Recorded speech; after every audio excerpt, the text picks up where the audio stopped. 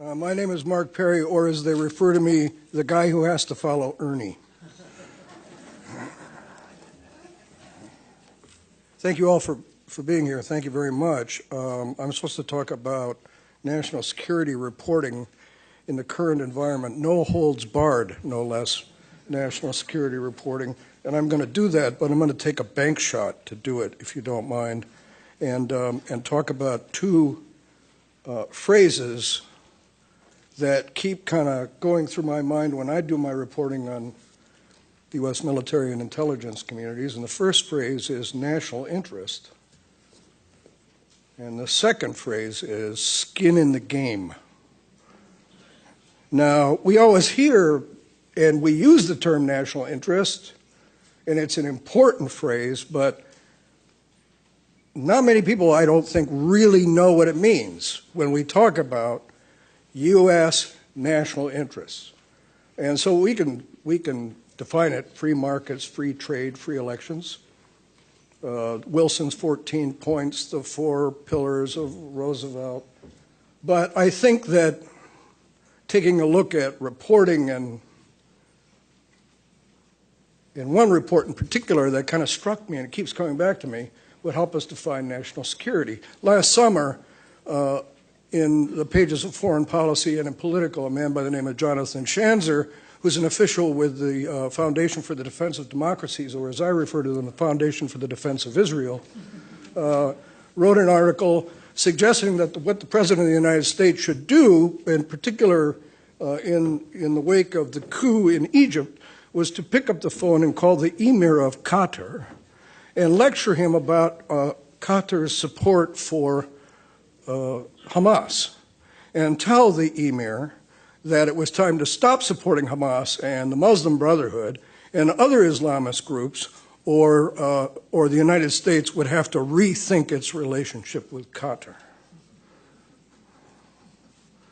And I read this piece, and I thought, all right, let's suppose that the President Obama reads this piece, which seems improbable, but let's suppose he did, and then he were to actually follow the advice of Jonathan Schanzer of the Foundation for the Defense of Israel and call the Emir of Qatar and say, it's time for you to rethink your relationship with the Muslim Brotherhood, and it's time for you to rethink your relationship with Hamas, or by golly, we're going to do whatever.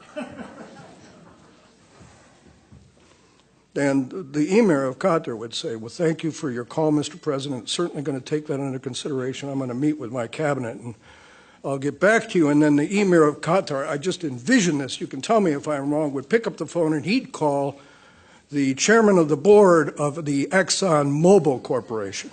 And he'd say, you know, I just got a call from the President of the United States, and maybe I'm out of line here, but I got lectured by him, and I'm wondering what you think about that. And the chairman of the board of ExxonMobil would say, well, it's a very interesting phone call. Let me talk to my government relations people in Washington and give me a few days, and I'll get back to you. And then he would probably call the President of the United States. I'm just hypothesizing here now. And he would say, Mr. President, there are 89,000 jobs in Texas dependent on a contract with the Emir of Qatar. That's our national interest. Jobs, trade, putting Americans to work. The U.S. Central Command, which protects U.S. and other shipping in the Persian Gulf, was formed in 1983 by President Ronald Reagan, not to counter Iran, but to protect American shipping with a little old country, Qatar, because the then Exxon Corporation had signed a $50 billion contract with Qatar to ship natural gas to ports in Texas, which is the national interest. Not destroying Hamas and the Muslim Brotherhood.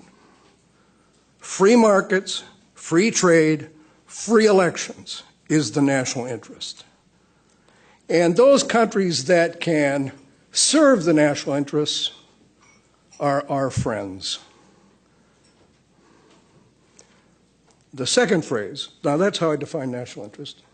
And the second phrase is skin in the game. It's a pretty crude phrase.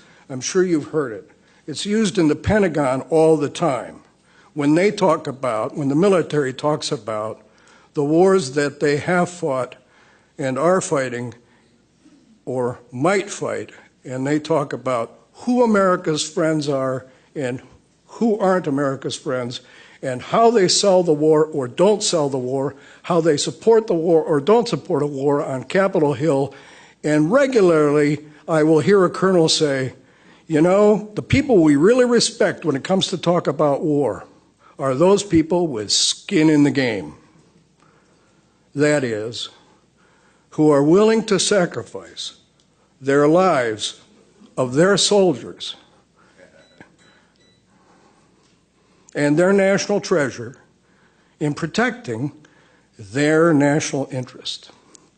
And unless you have skin in the game, you don't count for much with the U.S. military. That's what skin in the game means.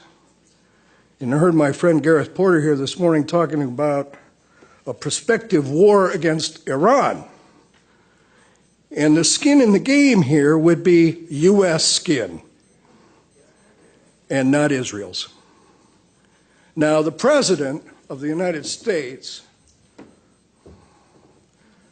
gave a State of the Union address, and during his State of the Union address, he said that the Senate was considering a sanctions bill against Iran, that if it came to his desk, he would veto it. And the next day after he gave that speech, if you'll recall, 3 of the major co-sponsors of that bill dropped off the bill. What happened?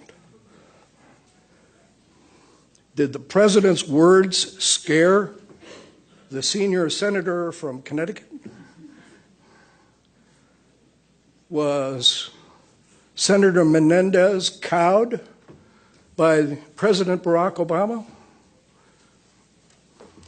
Or was it that there were a series of briefings on the Hill, very quick briefings, from the U.S. military, which has skin in the game, that said that the United States war against Iran would last 90 days and that we would prevail in such a conflict. And would cost us $2 billion a day, 5,000 American lives, and probably 2 destroyers. And that it would not be a campaign of shock and awe, but an ugly, bloody confrontation. Did the Senate think that when the military didn't want to go to war over Syria, it would somehow want to go to war with Iran? That's skin in the game. So my focus in reporting over the last 3 years in a series of articles that began in March of 2010 have focused on national interest and skin in the game. And in March of 2010, I learned that General David Petraeus, who is the head of the U.S. Central Command, had been wandering through some of the towns and cities of Iraq during the surge, and when he went into many Iraqi homes, he would see a big picture in the living room, many Iraqi homes, of the holy sanctuary in Jerusalem. And invariably, the male of the family would say, you know, the Palestinian issue really, and he kept hearing it, and he kept hearing it. He went to his staff, this is General Petraeus, the smartest guy in the room, and he said, this Israeli-Palestinian thing is really a big deal here, isn't it? Telling you the truth.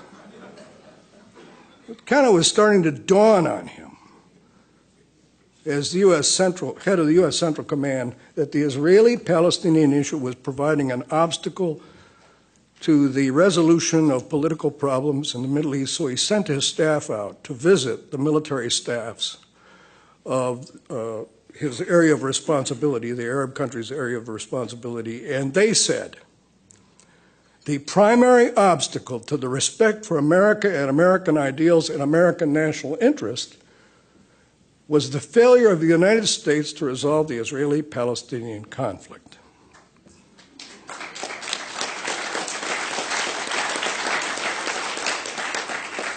Now, I heard about, then he sent his staff to brief Admiral Mullen, the chairman of the Joint Chiefs of Staff, who listened closely to the briefing, to the part where it said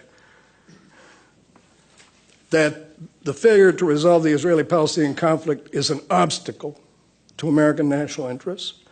And I was told about the briefing, and I published the results of the briefing, and the day after I published it, I was scared to death because David Petraeus was going to testify in the U.S. Senate, and I thought he could probably legitimately deny that any of this had ever happened, and I'd look like a schmuck.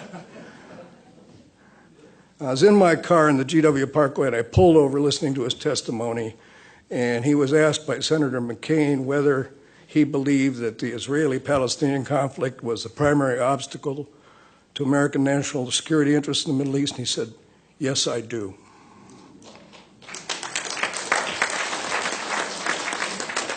You could have heard a pin drop in this town. But it's been said again and again and again from the commanders of U.S. Central Command, from David Petraeus to James Mattis, and most recently by Lloyd Austin, that we're going to have to resolve this conflict or we're going to continue to suffer in our relations with the Arab world. And good relations with the Arab world is in our national interest.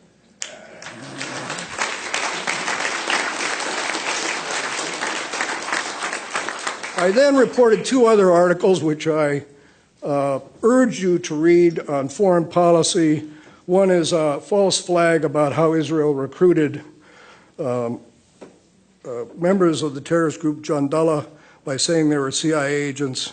And the second article is on how Israel is going to use or had planned to use Azerbaijan as a launching point for an attack on Iran and how that affected and might affect our national interests and what the military thought about this. And I'll close with two comments. We're here to reassess the Israel-U.S. relationship. That's the name of this conference, and I'm going to be a little bit perhaps too optimistic. It is being reassessed.